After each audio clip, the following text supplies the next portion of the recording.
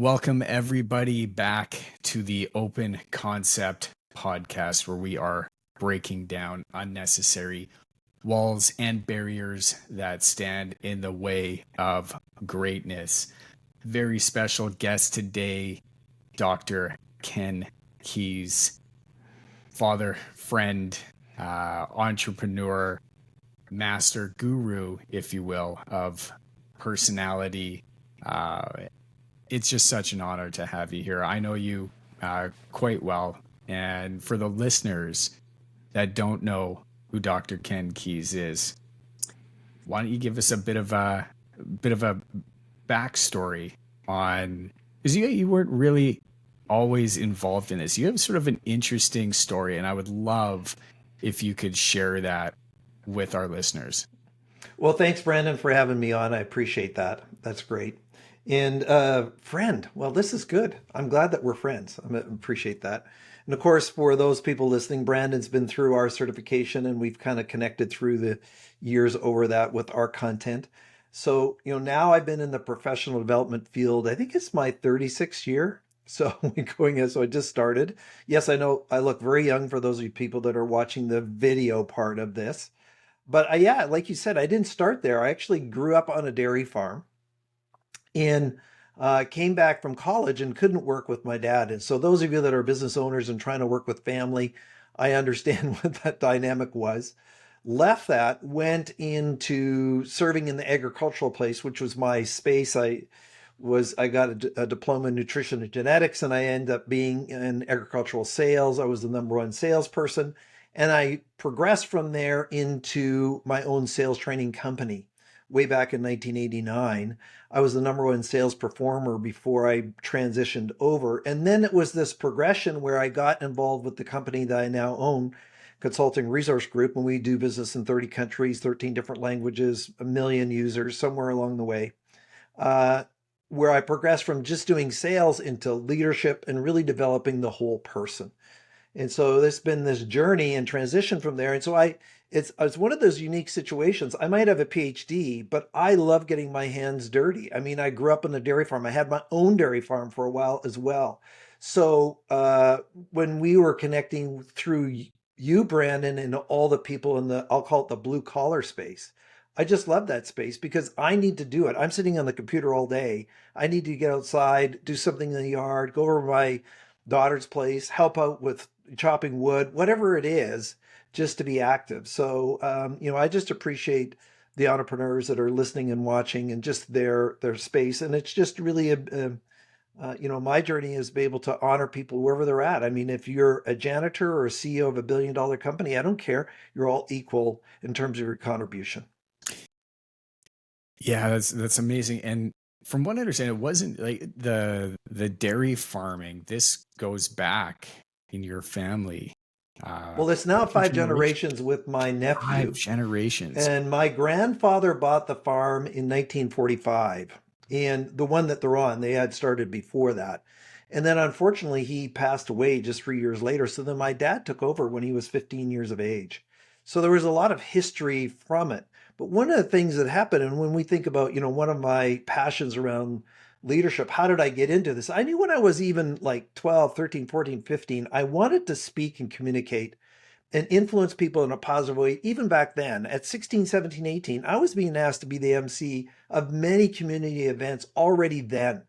And I enjoyed doing that. And so now I get paid to speak, but just this whole idea of these generational businesses. And one of the reasons I left the farm is my dad didn't really, and he's still alive today as we do this podcast at 92, is just the lack of communications to be able to understand where you're going, what's your vision, what you're doing. We're Eastern European descent. So listen, you do what I say. We're not really going to talk about it. And everything was ending up being in a conflict. And so that's not really where progress occurs. So now I have this passion. So, okay, how do I communicate? Who am I? What's important to me? The other one is my grade 9 teacher said I would not amount to anything. And I write this in my book, The Quest for Purpose, which we will give away as a free gift at the end of this show. So you stay tuned for how you can get that. And the reason they said that is this is prior to computers, Brandon, where I could not read or write. So mild dyslexia, couldn't spell. In my grade 9 teacher said, English teacher said, you wouldn't amount to anything. And now I've authored 4 million words of content.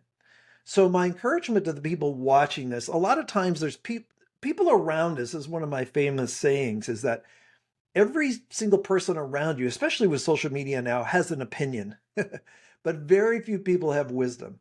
And so everybody's going to chime in what you should do, what you can do, the direction you're going to go in.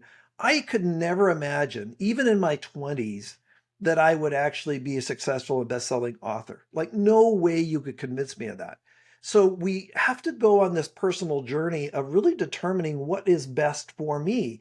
There's some of you that are listening, you're in a business right now that's really not a fit for you. There's other people that you've thought about a business, but you have not taken that step to move into it because of fear or hesitancy, or the people around you have not been encouraging. I mean, that's what you're trying to do, Brandon, is to say, okay, all of us have, I believe everybody has a purpose in life, in that it's our job to seek it out. It's not something that, okay, it just shows up. Ken, you're going to be this influential person on leadership and personality and assessments all around the world. No way I would have sort of envisioned that 35 years ago.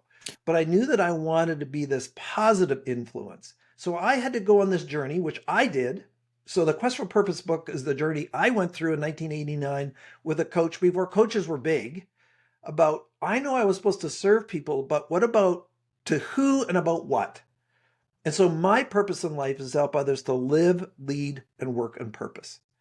And your highest contribution, my highest contribution is when I'm leaning into my calling, my assignment, my purpose, and I have energy about what I'm doing. Life is not necessarily easy to start with, but boy, add something where I'm doing something where I'm miserable, then it's just pathetic.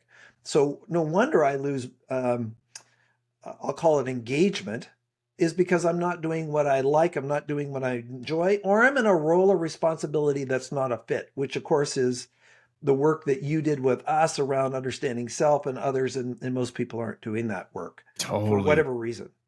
Let me ask you, what is the difference between opinion and wisdom? You mentioned that you had said everybody seems to have an opinion, but not everybody has wisdom.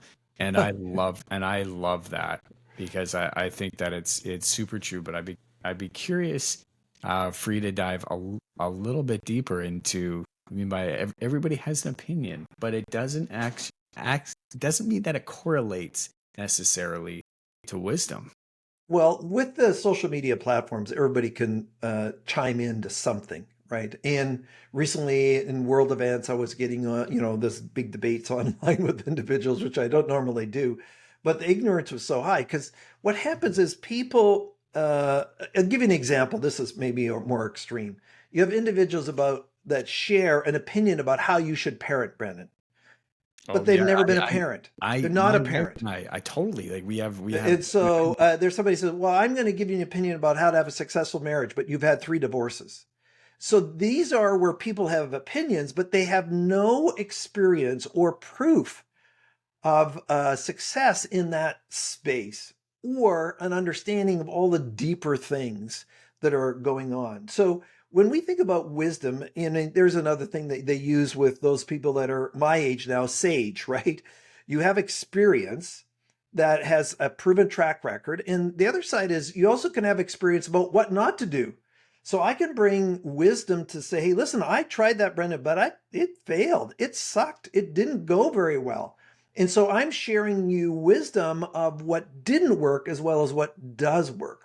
And so this is where there's so much noise, and there are many people.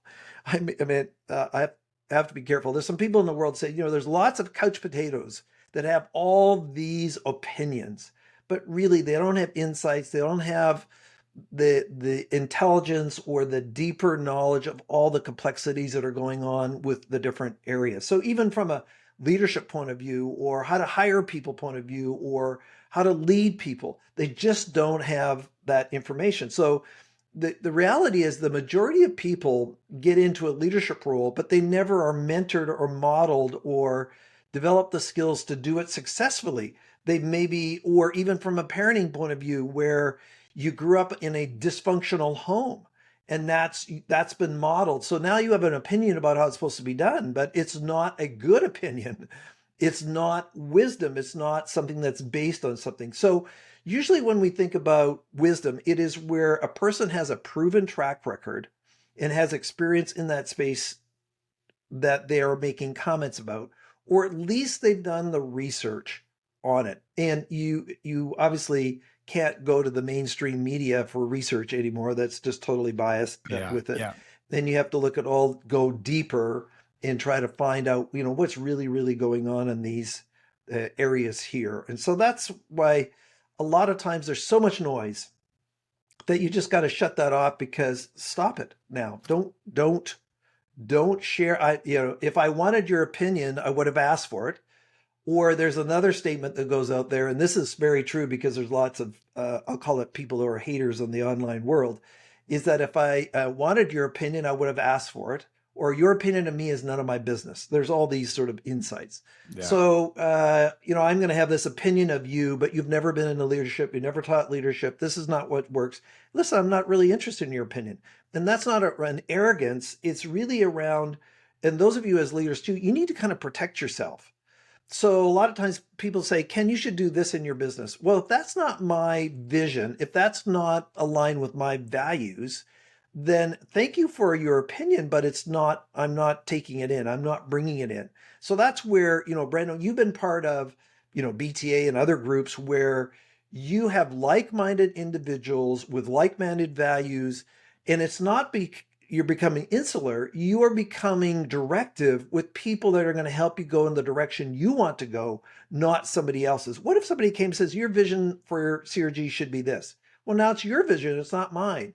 My purpose, my passion, my direction. If you want to have a general contracting business and it's your general contracting business and you want to work on luxury homes versus doing spec homes at the low end of the market, you are making the decision. Well, no, you should go into the luxury ones, not the spec, or you should go into spec and not in the luxury. Well, it's what you want to do. And so this is part, one of my friends, a large developer, do huge, 50, 60, $100 million apartment buildings. Well, most people don't want to do it. Nobody wants to be exposed to $100 million project. So, and just all the complexities of building, a 300 unit building. I just want to build a single house, with or apartment or a duplex or something like that. You So know, this is what we're talking about. yeah, what's interesting? I mean, so many follow-up questions. Yeah, for you there. So, but what I think is interesting is one of the things that we really want to do, and what I want to do as a business owner, is make sure that our staff and our employees and our clients, they win. Mm-hmm. Right?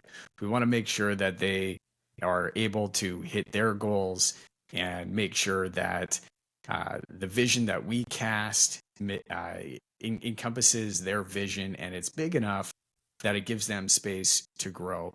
But when I say I want somebody to win, I think about what comes to me is what I would consider winning. But what I understand needs to happen is I need to understand what they consider a win, because my win is going to be very, very different than somebody else's. Absolutely. And so there's two tracks on this. We always talk about self-awareness, and we're thinking about, okay, how do people win and how people become successful, and how do I live a life on purpose, or how do I lead on purpose? All these kinds of questions. Well, the number one sort of area to start is I need to develop my self-awareness. And I quote this, you're familiar with this statement, and it was my colleague who wrote the book Insights, at New York Times bestseller, Dr. Tasha.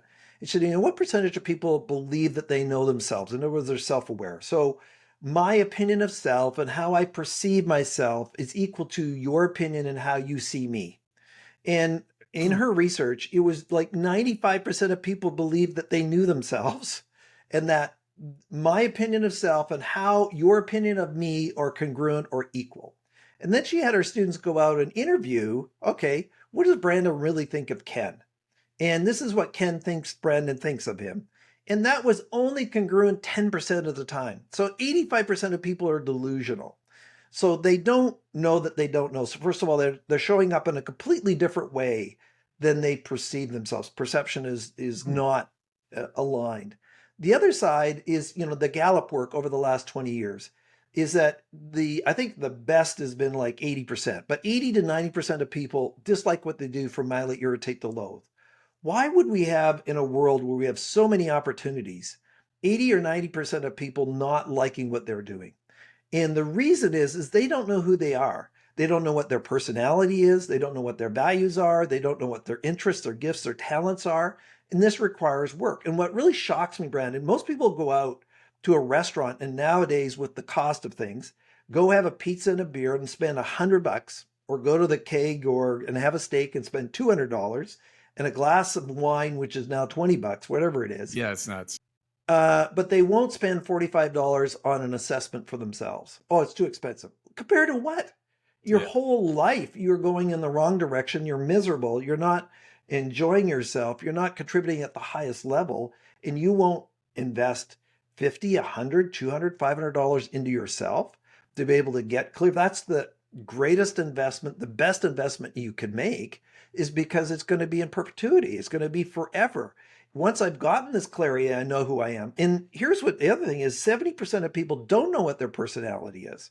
And there's a lot of personality assessments. Ours is number one in the world now, as rated by participants, the personal style indicator. And the reason why is because it's so user friendly, helps you to act on it. You've been through the training around it. You've used it with your employees. Yeah, Is just that just I need just to a know belief. who I am. Now, if I'm a parent, every single person on the planet, this is my bias, needs to understand what their personal style is, for all purposes, for my personal engagement, for my choices in my career, choices with friends, how my relationships work with my family, with my friends, with my customers, in sales, client, everything.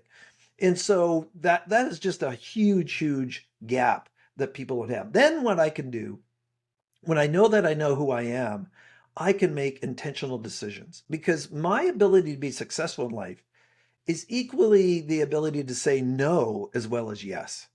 So all of a sudden I get this promotion. I remember we had the sole source contract to do all the soft skills training for Chrysler. And so this was a great contract for us, multiple seven figures. And I was in this workshop doing the personal style indicator with this service manager. And the service manager says, "Oh, if he completes the personal style indicator, and he says, 'Now I know why I hate customers.'" So, well, hang on. You're the service manager, you have service advisors, or I hate people, basically. Yeah. And he says, you hate people, you have techs that work for you, you have service advisors work for you, the parts department, and you have all your clients. Well, what he was is he was a mechanic that had been promoted into misery. So he was a task oriented individual, now in a management position. And because they were going to pay him more money, and he was not going to be able to have to pull wrenches anymore, or whatever it was he was doing to pull a transmission or something like that, he was now promoted to be a service manager, but he was miserable. And so, yes, we get attracted to these shiny objects, but they're the wrong objects. They're the ones that are burning us. And in other words, eroding our soul, because we're not aligned with who I am. So I believe every single person, now I have a spiritual bent, but every single person is born with an assignment, a calling, a purpose. So we need to uncover what that is. It's not right, it's not wrong, it just is. And so then we also have this personal style that if I can get in a role of responsibility that is mostly playing to my strengths. Most people watching or listening to this know about the strengths movement, meaning I want to be able to play to my strengths. It doesn't mean that I can use my excuses or my weaknesses as an excuse, but I want to have the majority of my role in my life playing into those strengths, because that's my highest level of contribution, my highest level of energy, my highest level of just fulfillment for me in peace in life. And so this is where most people don't do the work. And that's why, 35 years later, there's still millions, if not billions, of people that need to be able to do this. I I think it's incredibly interesting. One of the things that you hear people say the most is, just be yourself. Just be authentic. And I tend to agree with that. I think that that's a really great way to go through life. I think though, and you can tell me your wisdom on this, uh, why I think people struggle with actually understanding who they are and what their authentic side looks like. They may feel that they are acting authentic, or they may think that they are being authentic, but Mm. are they in fact being the best version of themselves and the most realist version of themselves? Or are they just in a state where they think that they really feel that way, but it's not actually true, and it's not coming through. And then you find things that they are getting burnt out because they thought they were maybe a really creative person, or that they were a really funny person, so they started Mm. putting in a lot of comedy, and then that kind of got dry into maybe some of their content. And then that starts to eat up inside. If I find, if you aren't being the best version of yourself, or the highest form of authenticity. But where do is there a big difference there? And how do people go from that uh state of just really feeling like they're living in that authentic state? Because deep down inside they may feel that they are really being authentic, but in a lot of cases I think they're not, or they're trying to be Oh, somebody that they're so not, true, so true. without Now, them even realizing it. two responses to that. First of all, and I'm sorry for the listeners and those watching. I don't have the exact source, but there's a new study around authenticity that the highest level and the most positive energy that we bring into any kind of interaction with our life and others is when we are being authentic. So, why do we dislike most politicians? Because we know and we can see through the narcissism and just the fact that they're not being authentic. So, the highest level of positive energy is when we are being authentic. Then, what occurs when you think about, well, why aren't people being authentic? Well, part of this is teaching, part of this is insecurity, part of this is I don't know. There's this societal pressure to be somebody different, to act like somebody else. As a person who has kids and now grandkids, and especially in this world of social media, which I didn't grow up with. But even when I was in high school, I was picked on. I was because I was the farmer kid in the city, and so all of a sudden you're trying to fit in, and you have all those pressure. But now in social media, the self-worth levels of especially teenage girls is in the tank because of all these false projected images that they're pretending to be somebody. And then the other one is you have helicopter parents that are over managing kids' lives, or feedback from people again who have an opinion but don't have wisdom. I remember when I was going to leave my sales job to start my own sales training company. And here's my dad. I'm almost 30 now. No, so I was number one sales rep, had a car, had lunch, had an expense account, all covered. Dad said, "Why would you want to leave that to start your own training company?" So even when I'm 30, I'm getting pressure from my family to not make this decision where I've now been in it for 35 years. So a lot of times people are going to get advice or feedback from the wrong sources. Again, this goes back to, are you getting opinions or are you getting wisdom? Stop going and getting opinions. If I was mentioning it earlier, but it's a prime example. Let's say I'm going through a personal struggle in my marriage, and then I go to talk to my divorced buddy, or my wife goes to talk to her divorced girlfriend. That's the last person you want to go to. You want to go to somebody who has a marriage that's rocking, that's absolutely stellar. You want to go to them and say, "What are you doing to make your marriage work?" You should never be going to somebody where they had a failed marriage and they were divorced. They don't have any evidence that they have wisdom to bring to the table. So authenticity is lacking because everybody says, "I need to be this other person." And you get into these social media swirls. And of course, they are meant to be addictive, and I can get drawn in it too. And then all of a sudden, you just have this projection, I want to be liked. And this desire to be liked is then all of a sudden, I'm not being real. And so if I'm authentic, then really even from a health perspective, from a stress, from a cortisol point of view, I'm going to be more at peace. Because if I'm trying to project somebody else, that's why when politicians who are pathological liars and narcissists, why does it make your whole body crawl? Like it makes you yucky. Sorry for the sophisticated word, but just because you can see through it, you feel through it. It is an energy. You know, you can walk in a room, and we talked about this when you came to certification, Brandon. We can walk in a room, we don't know anybody there, and if there's a major conflict between a couple of parties in the room, you feel it. Well, how do you feel that? How do you feel tension? Well, tension is an energy that is dispersed. Positivity is an energy that's dispersed. Authenticity is an energy that's dispersed. MIT did a study where they put an individual in one room and a glass of water in another. Now they came and they saw the glass of water, they moved them to another room, and then they had to focus on that glass of water and they had them think negative thoughts. They were actually able to change the molecular makeup of that water through that negativity. So you have been around somebody who is toxic. Now, here's this other side. This is a total sidebar, total Yeah. ADHD Love moment. love the side. Love There the was a new study of an individual. Let's say I have a team of 6 people, and you add a toxic person into that team. One toxic person in a team of 6 will reduce the productivity of everybody else by at least 40%. Holy smoke. So when you think about this authenticity, if I'm not being authentic, I'm really maybe being toxic to myself. I'm being toxic to other people. And then so the flip side is if I'm a positive person, then I can increase people by about 10 to 20%. So authenticity is very, very important in pretending to be somebody else and be miserable. Now, there's another side where authenticity, selfishness could be construed as being authentic. And that's a different thing.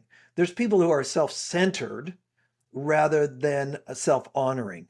So there is a difference there. Self-centered, it's all about me. I'm better than you. This is the difference between confidence and arrogance. Arrogance is I want to kind of project that I just want to try, be on better than you, rather than I am okay in my own skin. I feel confident in my abilities to what I'm going to do, and what you're doing is independent of that. Versus where arrogant people, I want to put you down, so I'm first in this list here. And again, that's why a lot of politicians are not appreciated. Wow, yeah, that's amazing insight, world class. I have is there a follow-up question to that?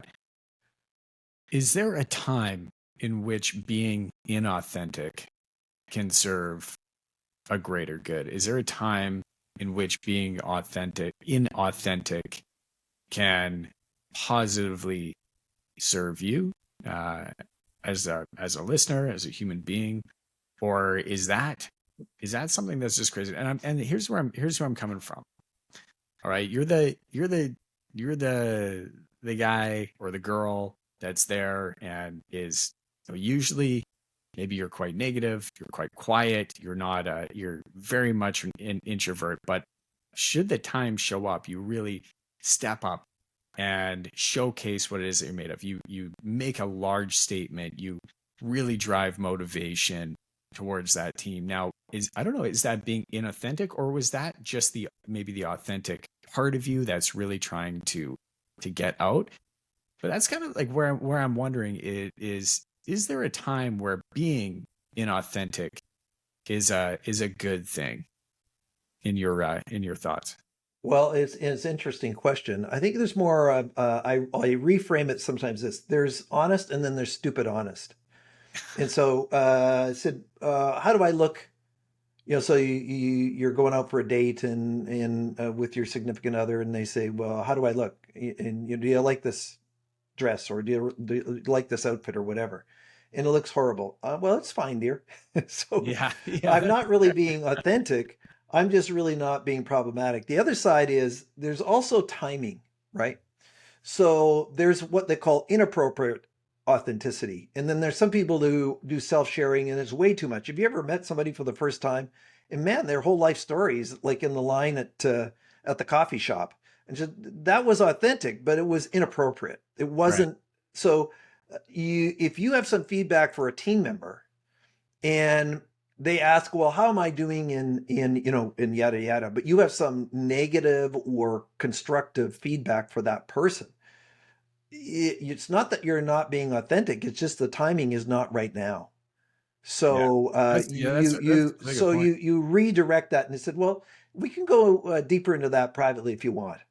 And so we said, so you redirect it, and it's not that you're not being authentic. It's just that it is not to the best at this time to fully disclose what you're thinking or feeling, because that would do more damage than good. So in many cases, you're being mature, you're being professional, you're being diplomatic. Rather, so is that in many ways that is where a person develops their interpersonal skills. Everybody talks about EQ or EI, right? Yeah. So Yep. emotional intelligence or emotional quotient. So am I actually be conscious, awake, and aware at this moment that if I was to actually reveal everything I'm thinking about you, this would be destructive to the relationship? Well, that's really not authenticity or lack of. That's just being wise again, right? Because there's being stupid honest. Or, you go, and not that I'm saying this. So somebody goes to the border and they said, well, have you ever done drugs? And in high school, when you were 13, you tried it once. So yeah, I was. Okay, so you're refused. Well, that's stupid honest. You Yeah. just say, not that I recall. No, no, I just say no. So there's this authenticity where sometimes it's just being ridiculous because the whatever the question is. So that's where, and then the other thing that comes up, and Brandon, we talked about this in training, where we teach this step, and this is one of the hardest things for me, even as a person who's taught this for 30 years, and probably one of the top 10 experts in the world on personality, which is, I'm saying that just crazy, but where we're trying to manage our own emotions. Everybody's offended, right? And when you get in offense, then you actually have a false sort of authenticity. Managing, I'm doing just finishing a 1 year coaching project with a manager, and so we were working with her around her leadership style and what she discovered through the feedback process we do. We believe in a thing called feed forward, not feedback. Feedback is historical behavior. Feed forward is what do I want? What do I need from you? So in this journey, her self-modulation of her emotions was contributing to the destruction of the team. You Yeah. want your sales team to produce, but then you get negative. So there is a posture of, am I optimistic or am I pessimistic? So which is more authentic? Well, the reality is sales were down 20%, but the optimistic point of view is, how can we turn this around? So what would you call authenticity? You would call it posturing. You would also call it, based on the book Learned Optimism. Optimism is a proven track record or success approach that where pessimism is not. Pessimism does not get you the results that you want, even though you might appear to be more realistic or more authentic, because success people look to what's possible, not what is. So So with them in this year's coaching, we got her to understand that managing the relationship, her relationships, managing her emotions, not being triggered is the word we use, and that all of a sudden it's really transformed the whole team. And it's taken time as we've gone through it. It's been a year-long coaching project. It's been transformational for them, and it's amazing when you take people through it. And she's just so thankful now about just paying attention to what she was doing and how the difference, and how people are coming and says, thank you for working with her. She's just a new leader, a new manager. It's amazing. Now, people need to be ready and willing to do it. So there's a lot of leaders who don't want to get the feedback, don't want to get an understanding of what's next. So they need to do the work. But in this case, she was, and it depicted a transformational story. And this authenticity question, which is a very good one, is how do I modulate myself so I'm not triggering and saying what I'm really feeling right now, which maybe has nothing to do with reality. It just has to do with how I feel. So I want to deal with facts, not feelings. I love that.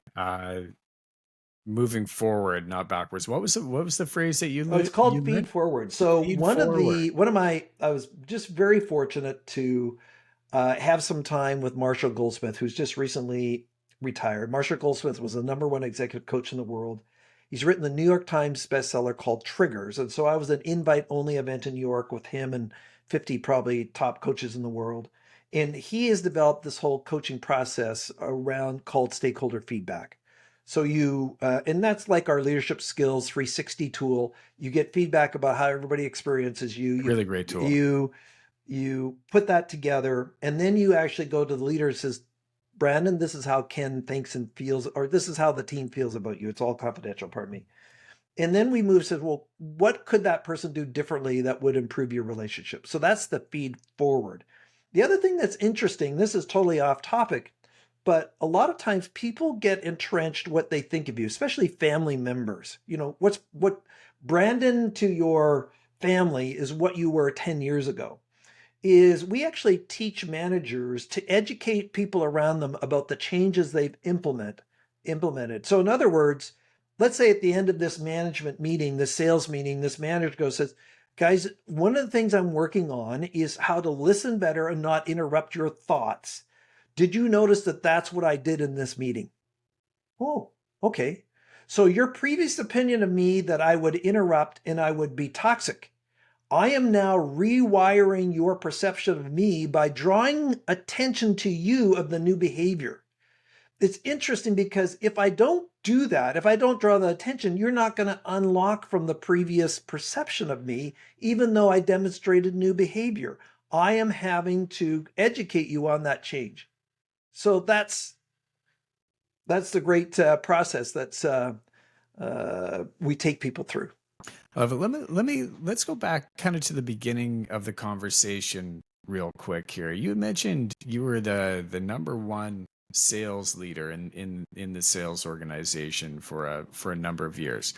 You're out there, you're absolutely crushing it. You're about to make this switch into leadership training.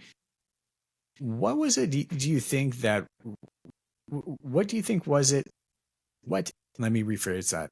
What do you think it was that drove you to become that number one salesman in that position? Was it values that you held deep? Was it just simply a drive and grit? And can anybody do that? Does everybody have that inside of them? Or some people just simply not able to sell? Or are some people just simply not able to lead a team? Is there little something of that was inside of you that somebody else may not have because you are your own unique thumbprint? Mm. Right? Well, I think the answer is yes and no, and that's a legal response. Because it goes, it You're depends. taking the political stance Well, no, on. I'm gonna answer it, and here's why. The sales has all kinds of different kinds of sales. Am I a telemarketer that I would sit at a desk and do outbound calls? I would suck at that. It just wouldn't even work for me. Mine was, I was in agricultural sales. I was visiting other farmers. I was a farmer, so I had identity with them. They knew me. It was the community where I grew up in. So I was a relationship guy, but also my personality style or my personal style is extroverted in our model. Now, extroversion in our model is described differently. It's people that influence the environment. In other words, I'm not afraid to take risks. It has nothing to do with people. Extroversion in our model is a separate, people and tasks is a separate measure. Introverts are where they're more careful, more cautious, and engaging the environment with challenging behavior or new behavior or risk behavior is more difficult for them biologically.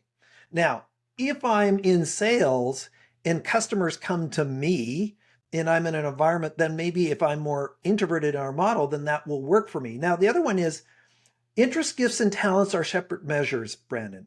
So I grew up in a dairy farm. I was a agricultural sales rep. We were not a transactional sales. Once I got a customer, it was somebody I was selling to every month. Yeah. So it was reoccurring. And I built relationships over a long time. My retention rate was 95%. I built slowly, but I never lost anybody because I was a relationship guy, but I was also persistent. So, and I was also patient. What would happen is that if I was to grow my sales, I actually had to take you away from another account or another supplier because it was sort of like gasoline. Okay, so you go to Chevron. and I want you to come to Petrocan. I'm going to take you away from Chevron because you're going to fill up at mine here. So I needed to realize that they had built a long-term relationship with somebody else. They needed to trust me. Going in there, guns blazing, being an idiot, trying to be demanding isn't going to work. I would just go there and get to meet them, build trust, build relationships, be persistent. And then what happens, sometimes people would make a mistake on the other end, and then they would call me, says, listen, we're ready to try you. We're ready to do a test with you. We're ready to investigate. So that could be for you, Brandon, where you have a developer and says, you know what, we've had this other builder, but they kind of screwed up last time. We would like you to do one of our next houses. Would you be open to that? So they're testing you, but you've been there all along with them. So when we think about sales, it has to be what's interest. Now, I could never sell computers because it's not an interest of mine. I'm not a techie guy. It's not the area that I'm in. Now, I'm into data because I'm a nutritionist by training. So we were doing all of that work and helping them do it. And then when we think about leadership, there's all kinds of different personalities are successful in leadership. Every leader has different strengths and weaknesses. So there are some things I can do as a leader that's easier than others, and there's some things that are more difficult. That's why when we teach building an organization and leadership, you need to have people that complement you, not ours the same as you. A lot of times we hire people that are just like us, when in fact you need to hire somebody who's opposite of you, who is quite irritating because they're different than you, that be able to have that team or that organization be successful. The challenge is most people don't know how to do it. So when Jim Collins wrote the book Good to Great, hire the right people, the right bus, and the right thing, right seat, doing the right thing, he said that's great, but he didn't give them a system to do it. That's our system. So you have the job style, you understand what's the position, what's the person, what's the compatibility, what's the fit, and then I'd go and I do the work around interest, gifts, and talents. So as I said, I knew when I was 16 that I liked and enjoyed speaking. I then had to go on this journey of, okay, what was my topic? What am I going to speak about to who? And just allow myself years, not weeks, not months, to really refine that and continue to develop that. Like even for me at my point as a grandfather now about, that's one of the most important things. And you're a dad now. And you, of course, we've talked about that, being a parent, being a grandfather, just how delightful, that's not the right word, just awesome that is, Yeah. and how important it is. And so even for me as a person who really has a lot of spirituality in my face, questions of eternity, at my age, and just leaning into people's lives so that they can have a fulfilled life and make some of these sort of eternal decisions. That's a priority for me. That probably was not true when I was 20. I know it wasn't. So, but so we have different stages of life where we just kind of fine tune it a little bit. We just move it. It's still around developing people, but with this foundational underpinning, which is more important to me now at my stage of life than it was maybe 40 years ago. So that was so it's developed. It hasn't changed, but it's sort of progressed. It's refined. It's more fine-tuned at this stage of my life. Do values change over time? I'm talking core values. And I mean, when I say core values, internal core values, but also in business, a lot of companies, for instance, they will put out, an operating procedure and they'll say, hey, this is the company's mission. These are our core values. Maybe they've plastered it all over their office walls. So this is what we live, breathe, and die by. These are our values. Do those core values change over time? And do those values as a company? And so I'm saying independently as an individual, if you're a very driven person, or maybe your one of your top values is challenge or spirituality, does that core value change over time? And on the other side, as a business, when you are establishing your core values, should that be something that you relook at every year, 3 years, 5 years? Does that change? So yes and yes. So your question is actually a little more complex than just do or don't. I believe that there are different kinds of values. So there are internal motivator values, which we have the values preference indicator. You recently used that with your team. It's a sister tool to the personal style. Yeah. We believe that those internal motivating values are very consistent throughout our lifetime. They don't really change a lot. And it's an anchor point. And these are values that have needs and fears, and that I need those values to be present to feel fulfilled, okay, and to be honored in my presence. They're not right, they're not wrong. So you and I probably have challenge on our values list. Well, that means that if I'm in a role, one of my fears is being bored. I need to have challenge. I need just to feel alive. Okay. So that's not going to change throughout my lifetime in most things, even sports. So I've taken up, my wife's been playing tennis 4 times a week for 10 years. Now I'm playing tennis. Now I need challenge. I need to be better. I'm upset that my wife still beats me in tennis, even though I've only been playing for 2 years, right? So that's the challenge side that's there. Then there's contextual values. So things like wellness or family or where I'm volunteering. And so these are sort of external ones where, based on the time of my life, these are things that are important to me. That is another layer or a different set of values, right? Now, you were talking about business. Well, we also have the team values indicator, which is an organizational or team values. And so these are what we'll call operational values. Okay, integrity, innovation, excellence, customer service. So we can look at those on an annual basis. Now, when you're the owner of the company, as you are, then those values really come from you, not from the team per se. Now, if I'm in a large organization, let's say I'm in a multi-billion-dollar national company, international company, then what's the values of my team? How do we want to operate? So that assessment's interesting. Says, what are my top values? And there was a list that Forbes did not that long ago, is most top companies and organizations have a set of core values which are behaviorally based, which means this is how we conduct ourselves. Now, you talked about companies posting those values. If you post those values and you don't live them, they're actually worse than not having any at all, because you're not congruent anymore. You say that you value and respect, but you're disrespectful. Well, now that's a lack of congruency, that you say one thing, but you do something else. That is one of the number one sins as a poor leader, is to say one thing and do something different. So as a result of that, now all of a sudden you have values of a business, which are different than personal. So I have these internal values, which have stayed pretty consistent throughout our lifetime, contextual values, that different things that change. So maybe health was never a value of mine, and all of a sudden I had a heart attack. All of a sudden, boom, I better lose that 50 pounds. I better start being active as part of that process. Then I have the team values. Okay, you know what? I want to put integrity. And then you see how people conduct themselves. That's where I remember going, I was doing an on-site visit in a Chrysler dealership with a sales rep. He said integrity is one of his top values. And then I watched him misrepresent a used car.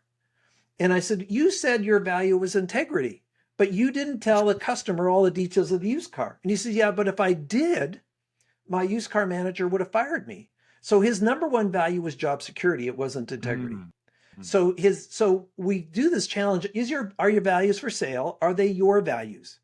So that's another one where a lot of times values can change because they actually never knew what their real values were, because they inherited them from somebody else. They were sort of put upon by a family member. I remember doing a workshop, and I mentioned this story, Brandon, when you came to training.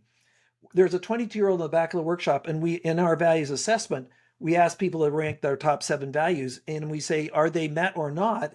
And he had ranked all his top 7 values as a minus, meaning not being met. His life was not reflective of that. I says, why is that? He says, my whole life I've lived what my family and my parents want, not what I want. And so there's also cultural pressures. I remember working in a business, and this was a business where it was owned from people from Asia. And the son, who was the firstborn, was expected to take over the business. He hated the business. He hated it. And I said, why are you doing this? He said, well, I'm expected in my family and my tradition as part of my culture to take over this business. And so he was doing that. 2 years later, his dad walks in to him and says, oh, by the way, I sold the business yesterday and you no longer have a job. So his whole life, this guy was 42 years old. He was dedicated to the business. And then culturally, his dad, without any knowledge whatsoever to his son, who was the general manager, sold the business out from under him and just said, you're gone. So that whole 20 years that he worked at this business, he was frustrated. He was not aligned, but he was loyal to his family culture. Now, I'm not here to judge that culture, but that fulfillment for that individual, he wanted to be in the arts. He wanted to be a chef, and he was in a car dealership. So this stuff happens. Same thing for me. I mean, I love the farm. That was one of the questions I had. I said, well, how did you get disconnected from, the third generation of a dairy farm? Well, I got up one morning on my dairy farm. I actually tell the story in my book, The Quest for Purpose, which we'll give everybody the link here in a second Yeah. to get the free book. I got up one morning and it's 5:30, the sun is coming up, and I asked myself this simple question, which everybody can do today in your current situation. If I am doing this exact thing 20 years from now, would that be okay? And I said, absolutely not. If I was waking up and I had my herd, and my herd was a great herd, and it was in the top 20% in the country, and if I was still there, still doing that, would that be? I said, no. So that was the beginning of the end of that journey. I said, okay, it was not wrong. I was familiar with it. I was capable. I was trained in that area, but it wasn't my passion. Now, so we don't forget, and you're going to put it in the show notes, but we're going to give away our book, The Quest for Purpose, in an e-version so people can engage that. Here's what's really shocking, Brandon. Here we're on a podcast. I'm going to give away a free gift for a book that's normally $30 for free, and most people won't opt in to go get the download. Why is that? Really am going to encourage that everybody goes and download. So here's the URL. It's hidden, and then it's Ken Keis, KenKeis.com/vision, VISION.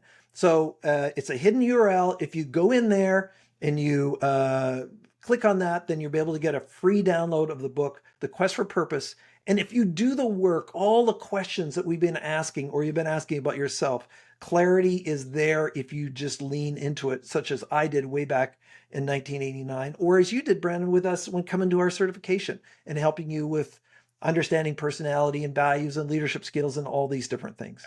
Yeah, the weekend spent with you and the team was incredibly eye-opening. It unlocked a lot of understanding of myself and of others that I had no idea was about, or that was even in there. And so thank you for that. I think that it was the book was excellent.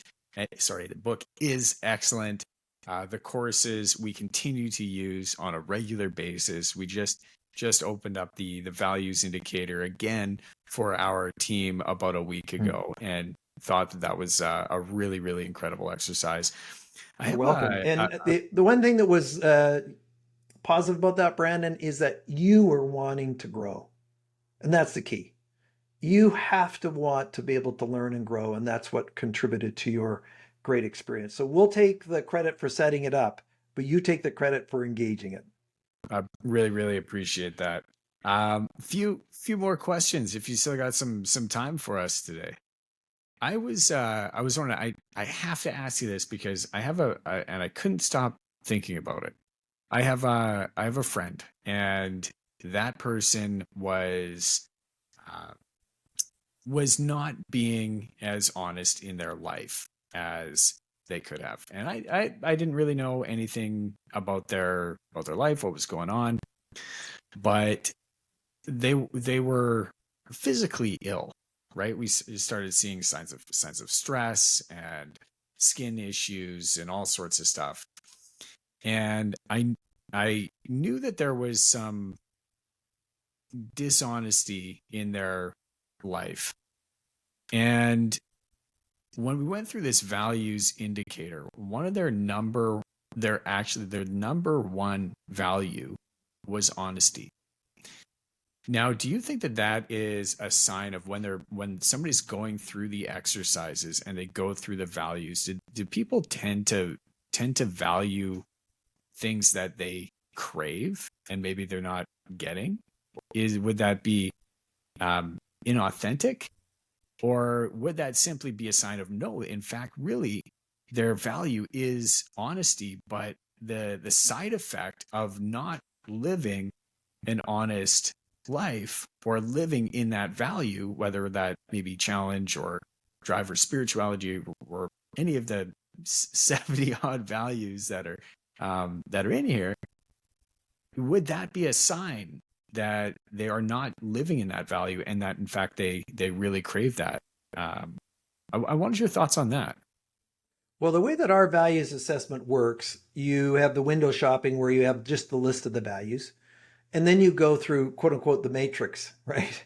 Yeah. Where every value is compared to every other value 5 times. So you make 300 decisions in less than 30 minutes.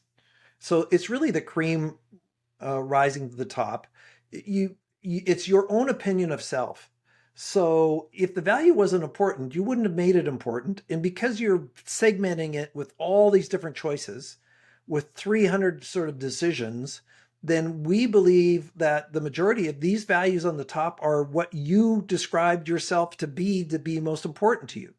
So when you think about in authenticity, pardon me, just stuttering there, is there's a lot of work, and this is kind of going on the edge. It's not something that CRG does specifically, but I have been a participant of it.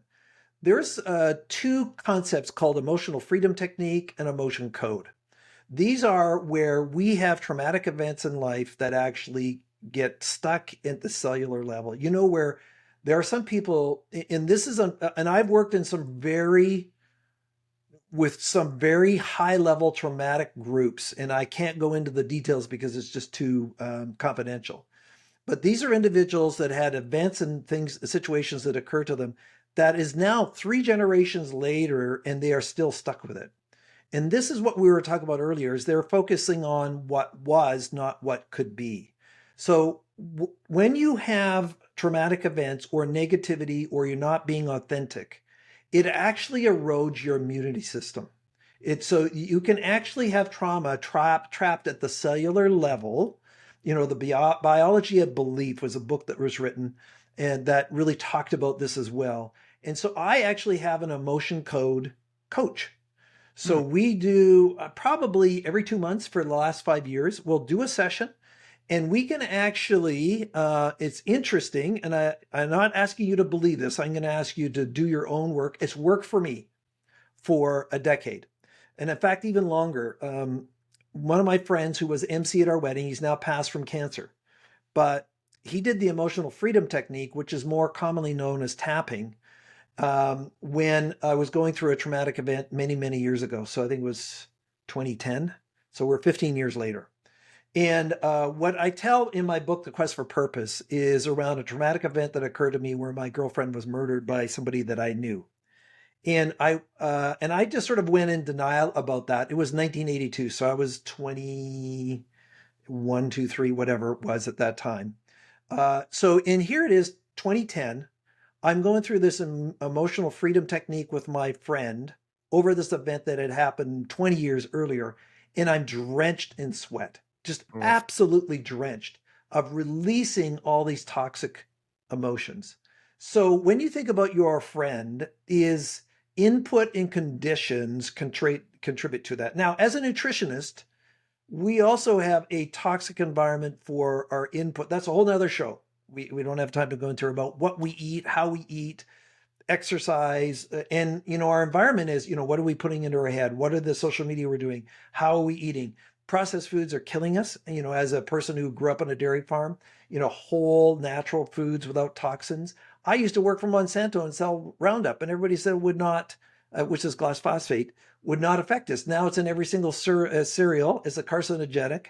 So your friend's illness could have multiple choices, multiple areas. And we believe in a concept called functional medicine. And we have an assessment called a stress indicator and health planner, and a course called Dying to Live. So that's where they need to go to get started to talk about their wellness. And then from a trauma point of view, go online, look up emotional freedom technique or emotion code, which is Dr. Gary's work. And those are areas that you can look at to be able to release these toxic things. Now, one more point I was mentioning is we can actually be free of some of these toxic emotions, but you could have a very negative interaction, let's say with a client, Brendan, and you can actually absorb their negative energy or their trauma, and it becomes a hitchhiker in your body, and you have to kind of purge yourself of it. I So feel that. I've yeah. that's why Absolutely. I do these coaching sessions and invest in my coach every couple of months just to make sure that I don't have stuff that I have where even I got angry. And then I saw this is a new anger. This is a new offense that I decided to kind of embed into my system. And Patty said, well, listen, this isn't really about quantum physics. And a lot of people don't really get into this area where we just think about how is it that I can sit in one room and change the molecular structure of water in the next room? Because really, is energy doesn't really have this time space thing. And our emotions are like that. And so how can I manage that? So there's the real practical stuff on personality. I need to understand that we're biologically wired that way, our values and all those things. And then there's all these other components. And that's why CRG is one of the top companies in the world, because we believe in developing the whole person. It's not just personality, then it's wellness, then it's values, then it's learning style, then it's self-worth. We finished our self-worth and mental health course just recently and just say, okay, what are the input pieces there? And so it's this constant work. If I'm building a house, I need a lot of trades. I'm not just a carpenter. What about the plumber? What about electrician? What about the drywaller? What about the concrete guy? So if I'm building, so think about your profession, which you're great at. You have all these players that contribute to this home. Well, that's our lives. It isn't any single supplier. It's not the general contractor. What about the window guy? What about the flooring person? I mean, what about the appliance guy? Our life is like that. Let's think about our life like our house, all the different components and the general contractor you are, in that all these contribute to the finished product, which is us, our personhood, our life.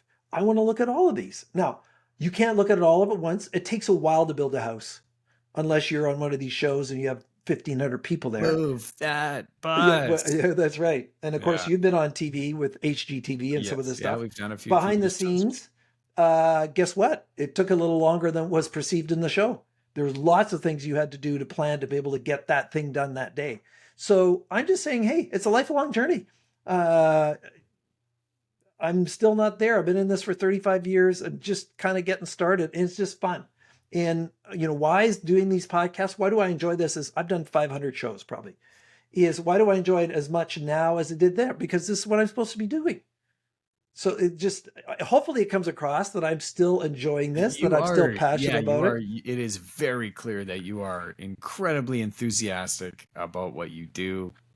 You have an energy about you that is just radiating and full throttle. You can talk about a million different things because you can feel it. You can feel that passion that you have still burning inside you after all of these years, because you are. Thank you. And it's a privilege to serve. I mean, don't. I just encourage people, never get full of yourself. People just hate arrogance. I mean, and you don't get anywhere with it.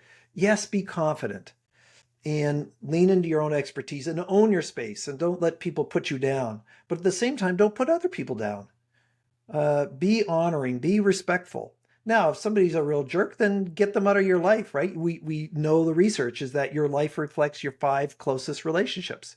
So if you have people that are dragging you down, it's not that you're better than them. You are different than them. You're going on a different path. If they want to stay on the couch, fine. You are welcome to. I'm not judging you, but that's not where I'm staying. I'm going to be around people that are going to pull me up, that are way ahead of me. I'm networking with a group right now, and this one person that's part of this group just sold his company for $500 million. So I'm just in a cursory sort of friendship with people 3 degrees away from him. So I'm being intentional, not to be manipulative, just say, listen, I want to learn from this person. I want to understand, how did you do this where you had almost no money? You were down to your last $10,000, and all of a sudden you grew in 10 years a company to $500 million and sold it for that. So I want to be around somebody like that, because that's wisdom.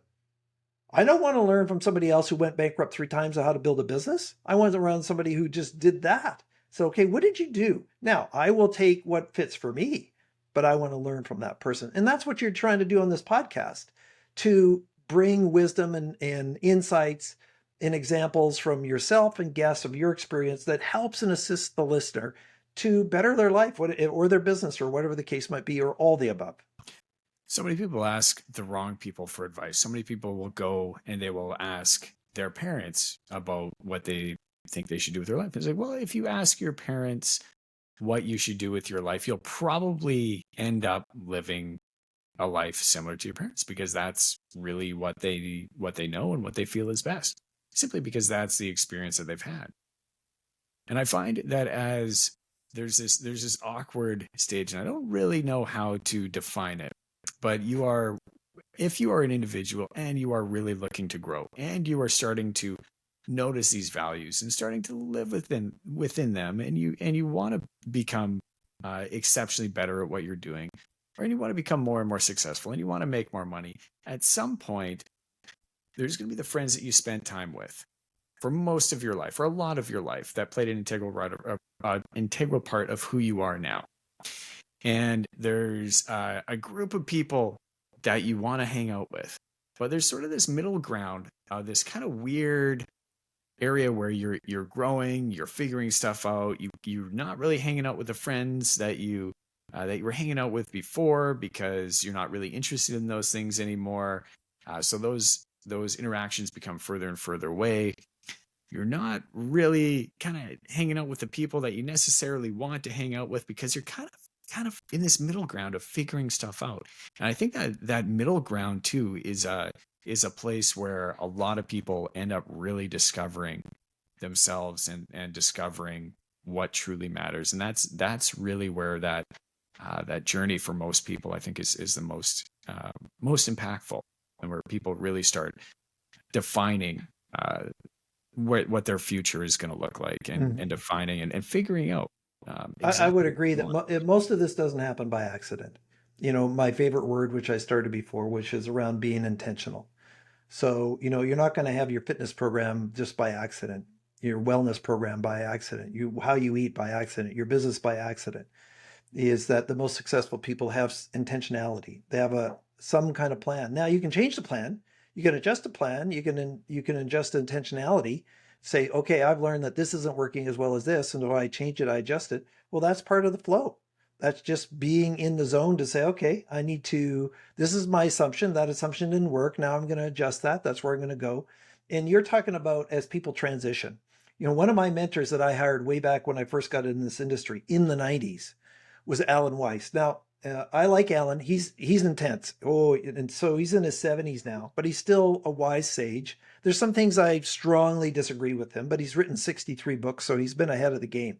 He said, if I'm growing, I'm firing, he says, 5 to 15% of my customers every year. He says, because I've outgrown them. Now, he says, I don't abandon them. I pass them on to somebody else who can serve them, but I've outgrown them. So, when I started in this industry, it was like $500 a day. Then it was 1,000. Now I'm $10 or $15,000 a day for my consulting or training or speaking. Wow. They say, there are some clients who can't afford that anymore. Or if I'm doing my coaching packages, I charge more than most of the coaches. Why? That's my experience level. But when I started, that's not where I was. So to grow, I actually had to let go. So that's where you're talking about is that if I want to really grow, some of these people that I grew up with, and again, it's not a judgment towards them, but they're just not growing with you. It's not their direction. You're still friends, but they're not that inner core, which is assisting Brandon to go to the next level, to be where he needs to be. So again, I think this is all common sense, but a lot of times not common practice. Is We talked on a previous episode the effects of AI, and how that is going to play a part on disrupting different industries. And this is a sort of an indirect question, is the digital age that we live in right now. We're talking Zoom calls, we're talking Slack channels, we're talking Teams meetings, we're talking Mm. digital avatars. Is there a sense that values, core values may be lost as we spend more time? Maybe it wasn't something that we were born with, but as we spend more time in that digital space, do we get do we get disrupted with that? Is that something that I don't know. Is it good for us? Can we Oh man, now expand? now you got a whole nother show, Brandon. You open a Oh, can of we worms gotta there. come back. Okay, all right. Well, So first of all, on a scale of 1 to 10, I'm probably 2.5 on the AI knowledge and use, and aware, awake. There's both sides of that story of what it's going to do now that there are some new platforms out there that are learning so fast that in 24 hours they've doubled their knowledge. That's how fast some of these new AI platforms are growing. That's like phenomenal. So when yeah, we it's think incredible. about the Terminator, and then they become self-aware. So there's that side, and there's some ethical things that come into play. As a content creator, I'm using AI as my assistant on steroids, using all the research capabilities, refining stuff, doing in 20 seconds that might take me 20 hours. Yeah, So I'm still directing it. And I was trying to use AI to be sort of do some final stuff. It's not there yet for me in the way that I use it. Maybe I'm not doing the prompts as well. So I think AI becomes this contributor. Now, there's a real debate. There are some factories in China that are dark. That means there's no people in them anymore making cars. Like it's 100% AI. They don't even have lights on anymore because they don't need it. Okay, well, that's going to be disruptive to a certain amount of things. I had one of the first computer feeders in my dairy farm. Now there's robotic milkers. I think there was always going to be a human element working with animals, but AI then does a lot of the grunt work. There's AI on the fields now in agriculture where they're using AI to identify weeds and they're using lasers instead of chemicals to remove that. So there's all these improvements, but on the other hand is I believe that values are even going to be more important because we're going to be challenged with ethical questions, directions, and are those directions congruent with who I am? And I'm going to suggest that the personal value set becomes even more important in this move. Now, not to date myself, but when I got in this industry, and I think I said this earlier, don't I date got in this yourself. Don't date industry. yourself, Ken. I got in this industry before there was email. I mean, and so now you talk about the progression. So I've always been in this role of helping people through seminars and development. But if I didn't adjust to this online world, and our certification was in person, then it went to virtual. Now it's an online offering where somebody can go 24/7 for a year to take the certification with Zoom calls and Zoom support. That's an adjustment to approach. So the same thing for you as an individual. Are you willing to use AI? If I'm a builder, am I using an app for people to kind of check in and if for their workflow? For on site? Am I using online tools for estimates? All these things that occur. Am I digitizing and using technology to serve me rather than be a burden? I just couldn't imagine, being without technology and what Zoom did or others platforms did to be able to create this business in 1994, 95. I was the senior consultant for Chrysler Canada developing another a global program with one other individuals. I flew to Detroit every week for a year from Vancouver. So I left on Sunday night at 4 o'clock and I came back on Friday at 3 o'clock, stayed home for 36 hours and did it again for a year because we didn't have email and we were developing the program together in concert with some people that had the old Macintosh computer to be able to develop the handouts. That's an That awkward is how stage far we've between. come. Now, I had a lot of business class points, but my kids were young, almost resulted in my divorce and separation because I was never home. I was just never like I was away for 300 days a year for 6 years. So I would never do that again, but I'm still in the same industry, but I progressed in how I'm doing it. Think about your trade. What did laser levels do for you versus what you chalk Yeah, lines you used to have to do? And like these are just little things when we think about how's technology come. But I got a laser level, I was able to do the whole house, and I'd be able to set the counters for the whole thing for as I install them. What? Just if you go back 30 years ago to say that that was even possible. So the other one is, yes, maybe AI can create it, but there's still human beings need to consume the content. If I'm going to be, there's a lot of trades yeah, maybe you might be able to use AI to build a concrete home. But what about all the other stuff that you need to be able to do to be able to set this up? So I think it's going to be a contributor. It remains to be seen about just the impact on humanity and all things. And we'll just be what do you call it? An observer of all these things out there. I need you to come back because we have a lot of stuff that we need to cover. Nutrition, exercise. We can go Leadership deeper skills. on We didn't some even get into AI. that. We need, yeah, for sure. So we'll definitely do all that. And I do want to talk to you about some leadership skills. I should have asked you, do you have more time? Because I can go for quite a while here, but let me know. Do you have another time for another few questions? I know you're a busy Sure, guy. sure. Are you going to split this into two shows? Are you?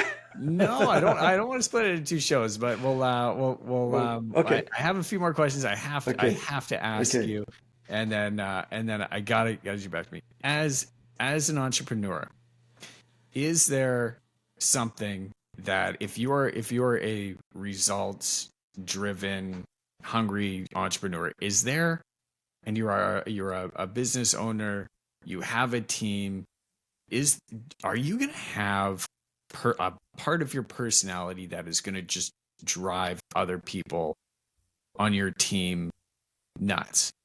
Are there things that are going to are there blind spots that you as a leader, or if you're in a certain personality trait, are there blind spots that you're going to have that you need to really be aware of when you're communicating with others?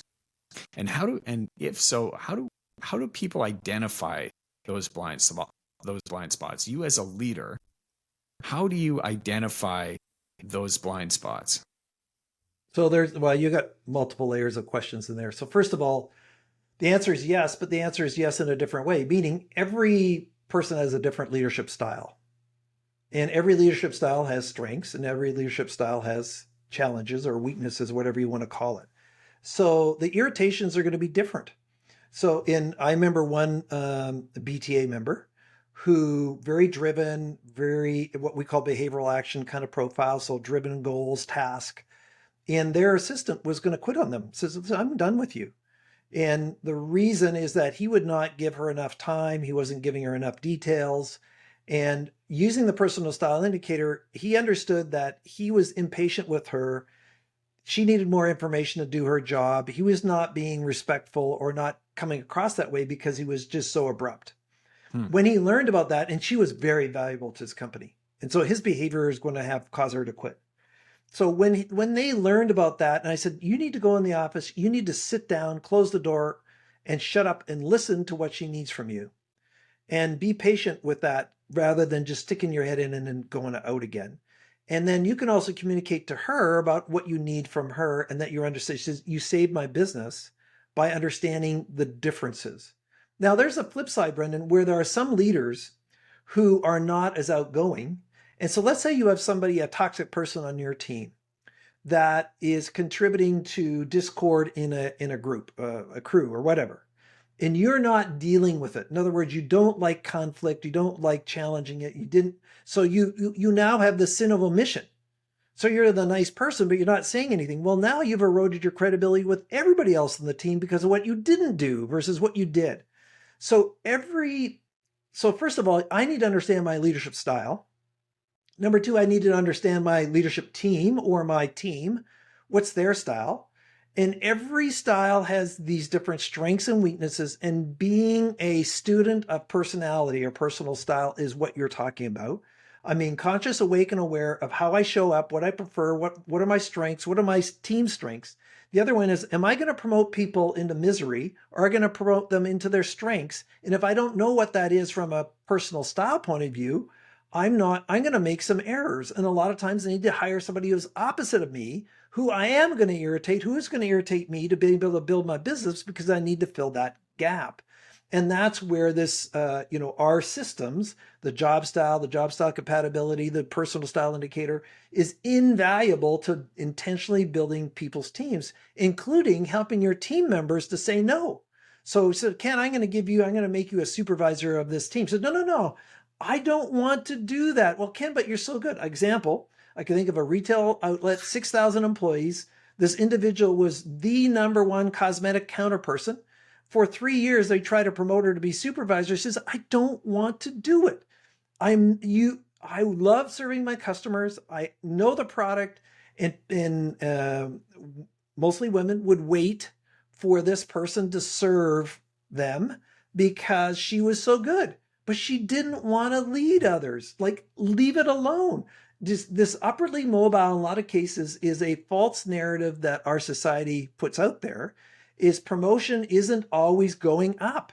Promotion is developing myself in the space that is perfect for me. So this is where a lot of times, if I'm owning my space, if I'm in the right space, I'll give an example. So I work with ministries, and there was this guy that was, quote unquote, the senior leader of a church, senior pastor, they call it. He said it was the most miserable 3 years of his whole life because everybody said, that's what you're supposed to be. He said, no, I'm an executive. In other words, the office manager, the executive director, the person behind the scenes.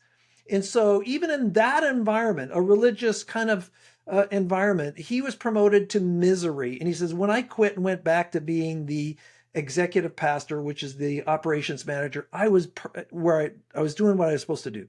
So this is true all around the world in all kinds of situations. Now, what was the second question? Because you had something else around leadership that I already forget as I was sitting around that. Yeah. What was my question? It was a good one. So we had talked about, are there certain traits that leaders might have that are going to drive their team absolutely bananas? My second question to that was, are there blind spots that certain personalities have that they need to be aware of when they're working with people? And how do they identify those blind spots so that they're not, blatantly but unintentionally, walking through people or being rude or not being helpful, or not asking you, just because you didn't ask somebody about their weekend and how that was, doesn't mean that you don't like that person. It was just meant that you were highly focused on what you were doing, and so that interpersonal side of you wasn't really at play there, even though you're maybe not a rude person. But these blind spots that you may have, how can you become more and more aware of some of those blind spots so that you have just a better ability to communicate better Okay, with people? so And again, deep questions, Brandon. You're just really pushing it. We're going to have to do like a 7-hour workshop to answer all the questions. We're gonna have to do a 3-day workshop. Well, and hey, we have those online. So the reality is that, as I said before, every style has related issues that are irritants. And it also depends the kind of business, what kind of leadership that you're needing or wanting. If I am a Navy SEAL and I'm in a conflict combatant zone, or I'm running a counseling center, obviously a different kind of leadership style is going to be needed in the environment that you're talking about. The only way to really know how people perceive you is that you need to ask for the feedback. And I know we're going back years ago when you came to our certification, and in the second night, we play a game called Know Me. And in that game, and what it facilitates is the ability to give and also to receive feedback. So a lot of times leaders they're very good at giving it, but they're not good at receiving it. If I want to grow, first of all, I need to know what the real condition is. And that's why I'm hired as a coach to do stakeholder feedback or do a leadership 360 where there's confidential feedback. And by the way, personality is one thing, but another one is skill. So personality is my natural predisposition in terms of I want to act on my character or preferences for, being outgoing or people or not. But skill's a whole different scenario, meaning, do I understand the 60 leadership skills that we talk about, from self-management, interpersonal, coaching, organizational development, team, OD? Those are whole different levels. So there's some people that are very nice, but they're incompetent. So they're a really, really, really nice idiot. So they're nice, but they don't know what they're doing. So they don't irritate you from a personal style point of view, but they irritate you from a competency point of view. Those are two different things. So when we think about the stakeholder feedback, the reason we interview 8 to 13 people is we want to have a broad feedback. And I interview people usually 30 to 40 minutes about What are they doing well? What are they not? If I was to coach Brandon and I was to give him 2 coaching things that would make him more effective, what would it be? And then when we do the stakeholder feedback process with our clients, they have to sit there, and when I share, this is how people perceive you, you have to say thank you. You can't debate it. You can't argue. Oh, I know I'm not like that. I listen. So no. You're going to just say thank you. So when we played that game, when you came to training, being able to receive feedback is a skill. And if I can't receive feedback, then I really haven't earned the right to give feedback. And so being vulnerable is not easy for any of us, because I might get some feedback that is not complimentary.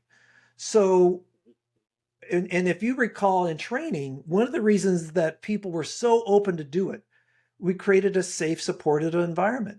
So I want to give feedback that's behaviorally based, not judgment, right? So the challenge is most times when people get feedback or give feedback, they don't even know how to give it appropriately.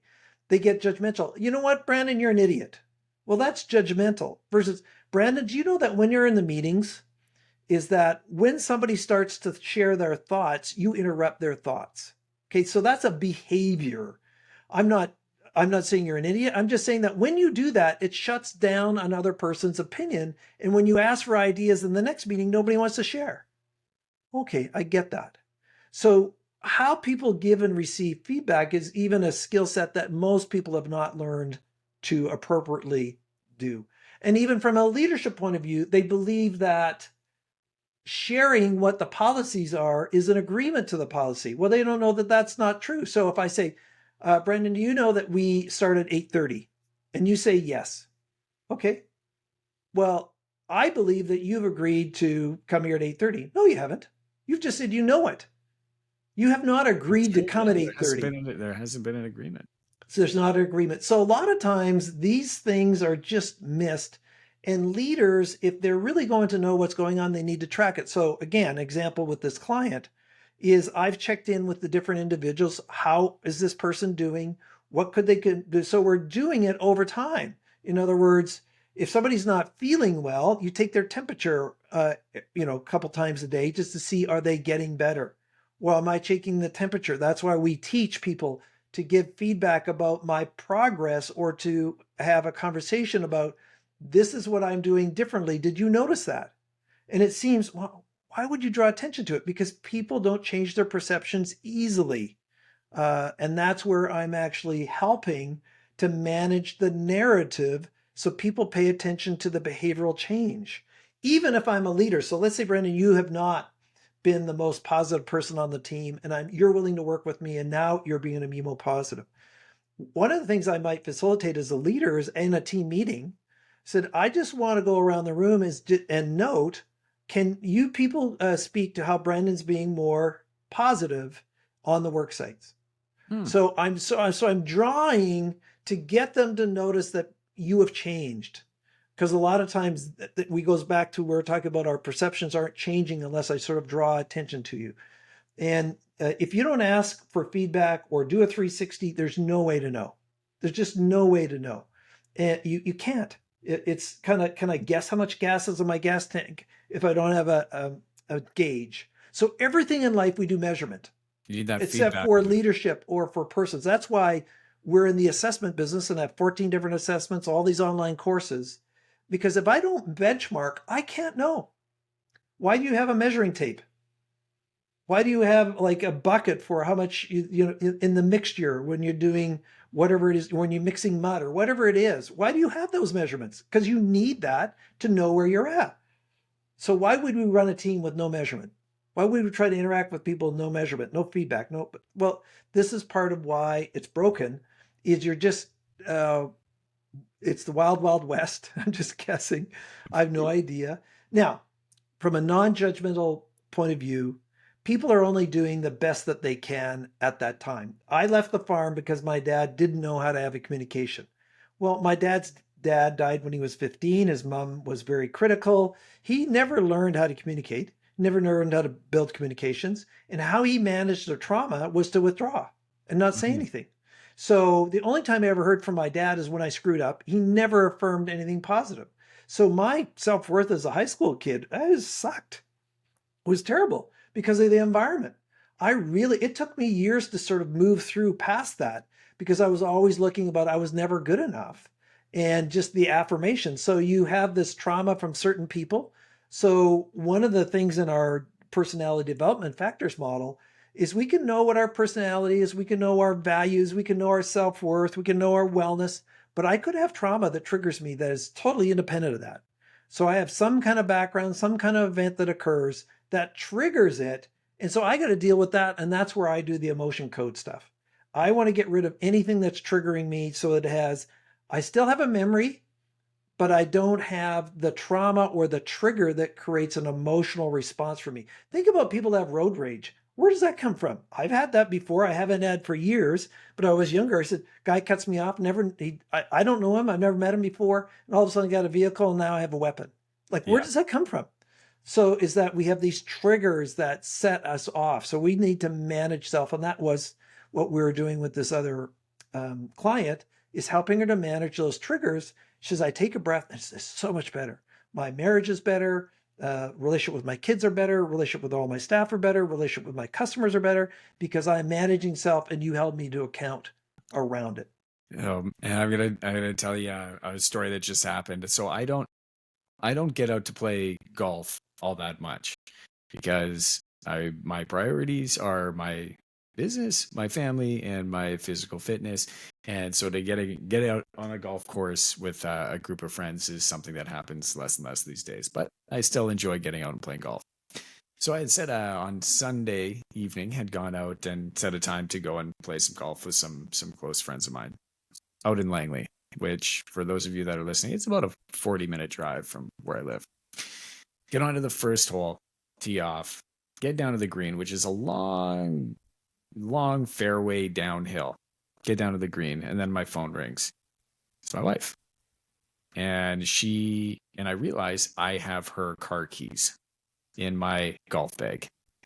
And she is on the road to the airport, or not on the road, but she's about to get onto the road to go and pick up her mother-in-law who's been in South Africa for the last 3 weeks.